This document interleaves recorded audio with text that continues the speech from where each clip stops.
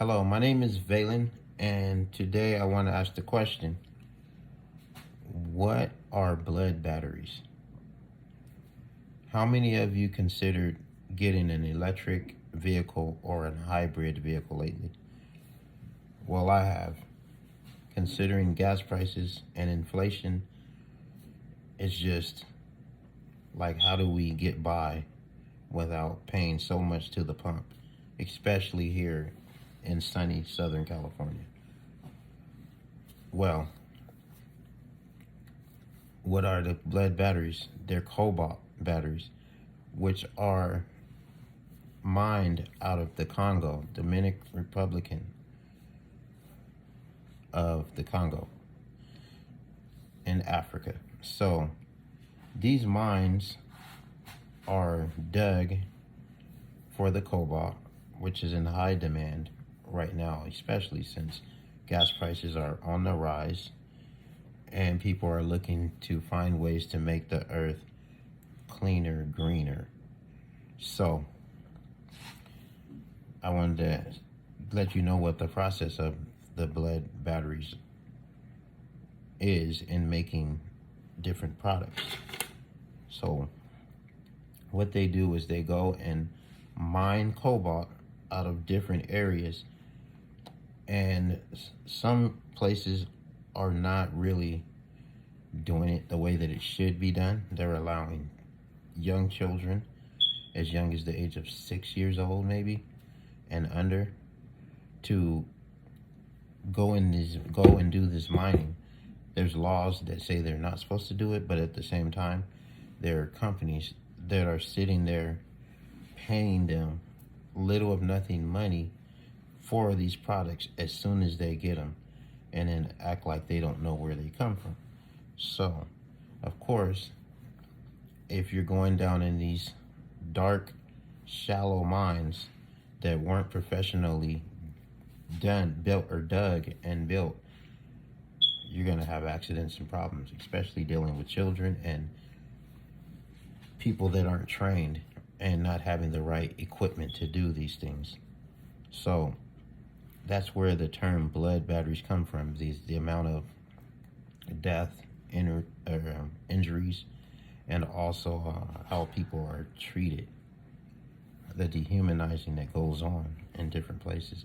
So in this NS Energy profiling the world's 8th largest cobalt producing countries, this article that I was reading about started kind of shedding light on these things as I was looking for a car, or at least starting to consider a car.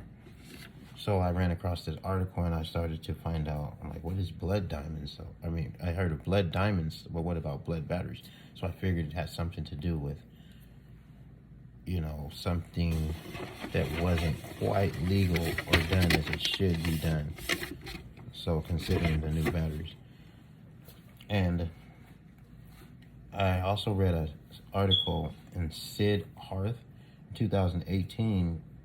He wrote an article, I saw the unbearable grief inflicted on families by cobalt mining. I pray for change. It's so bad that you're seeing kids literally injured for the rest of their lives, and horrific stories of losing limbs and kids going out and not coming back, some sneaking, some going with their parents' knowledge of working in these mines just so they can get food to make it through the day. And they're making pennies on the dollar when these are some of the richest companies that are profiting in the world off of these precious metals that the government is pushing us to go out and purchase these products, like these Apple phones, also these cell phones that we have. These products are laptops that we actually have. They're all using these types of batteries along with the cars. So there's high demand for this cobalt, and these children are actually using this money to get by day to day. which is not making it right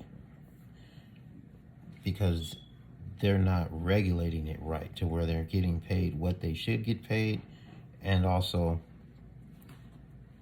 in a safe manner of doing these things, especially child labor, exploiting them and taking advantage of all types of situations that the poor or less profitable or people that are, just trying to get by with food for the day are going through. Also, David Thomas in 2001 wrote a report on Workers Report colonial error abuse at the Congolese cobalt mines. So these people are also being abusive, even in China.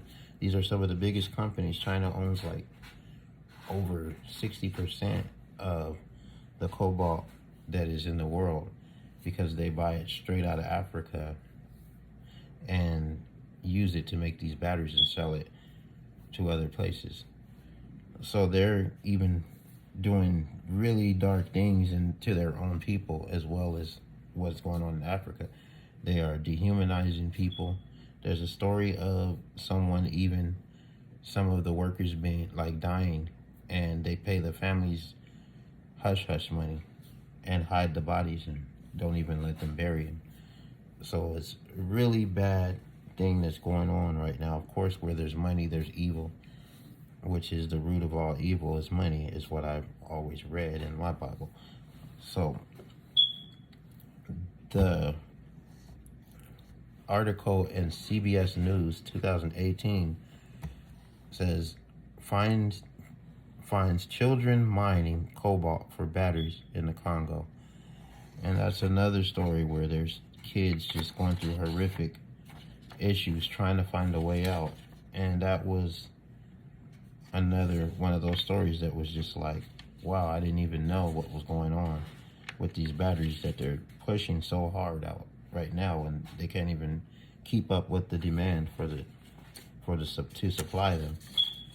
And right now, I think we need to hold the governments and these companies accountable so that we can make a change for the better. I mean, we want to save our world, climate change and all of that, but is it really worth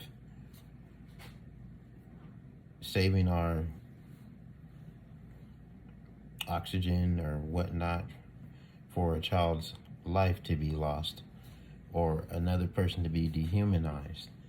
I think we need to get ahead of the curve and try and just maybe find a way to meet in the middle and make these things work right instead of always pressing forward and whoever's at the bottom just getting squashed like a bug.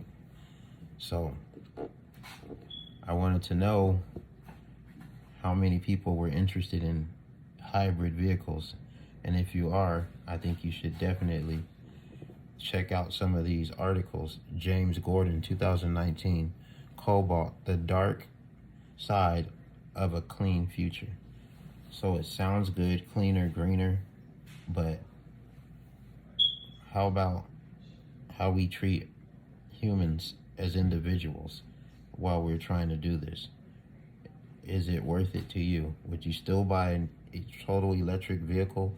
Would you rather go hybrid, or would you just pay the gas? That's my question to you. Thank you. Have a good one.